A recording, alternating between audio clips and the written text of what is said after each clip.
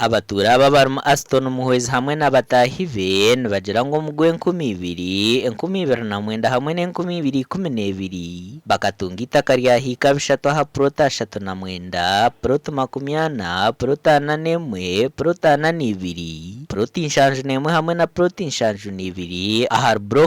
block ya kashatu omwishaza rya Buhanguzi. Abantu bagira ngo nabwanyuma gavumenti korabira mu ofisi y'enganzi yihange kije yakome cyapa cy'itaka rya kampi y'empunje ya Kyangwali refugee settlement area hectare zo mutwaro gumwe n'Enkumina aha plot ya mukaga na broka ya kashatu cyakwato muri yabo. Itwe party yitu na munonga irindi konsandi ne yangurwe marembo turi abantu 8 itaka ryitu ne lingana approximately abandi abo bari customary 3000 acres. Muhwezi nashobora ngo mu gw'Enkumi-2012 gavumenti erikwejo nsamaheka babingo mu itaka rya Ngugwe hamwe na marembo no kwikwirukanjira omukoti daze zahirwe ko Enkumi-2014 by Justice Eva Eredel Swata ezo kumaintainga status quo aha Switzerland ya Kyangwali turi yo mukoti na Attorney General kandi tukuteganisibwa officials ba OPM n'ingashiba Prime Minister office hamwe na UPDF cyashyikirizwa mu ofisi ya RDC tukareta report yitu mu ofisi ya RDC twareta interim order za koti twareta interim order zitwatwa zona zo kutiya amahega katisharaho akashaka yanjye gasharaho ente zanje tinyine kurisiza bakafuhira itaka ryanjye ryona bahinga ibicori byanjye bahamba imisiri yanjye bajyamba bariyo nibagibagara nkanabiye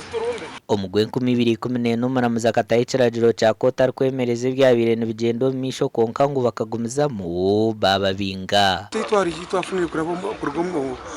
koti ekabane wodaringane gira ngo tuguma itaka ryitse tukorereho kukibo muramuzi arashaka umushanga tuguma itaka ryitse tukorereho bareke kuturumba itaka ryito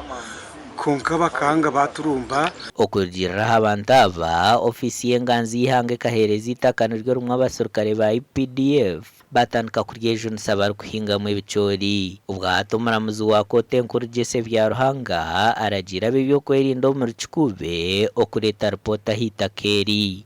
Of course court order ekugamba ba UPDF n'abakuru program officer Prime Minister barikira kusisa byo kuriya byabataka barikira okujwangiza abataka barikira okongera aba refugees mu mataka g'abantu byo kutwagira mu kote 2015 jaji yashoboye yagira ngo DPC ahe extend odejo kuyabiri implemented kore report within a month. Abantu benda President Museveni aragire ofisi y'enganzi yihanga ehamaho mu itaka ryabo ya muhezo mwezi gumu abe hayi report so itu tukibwenege kisemera na inspector general wa police nawe yachita nawe naraboma akora byamateka mu police nawe yatuhandikira twarangisemera tuhandikire abakuru kuri mu ofisi ya Prime Minister era twabahandikira twagezaho kugamba n'umugambirizi w'iheri ya UPDF Brigadier General Felix Kraije biti yatugambira ngo yabaye n'ibinde bya rukora gasha kwa Ambrose Nwagaba Katoto.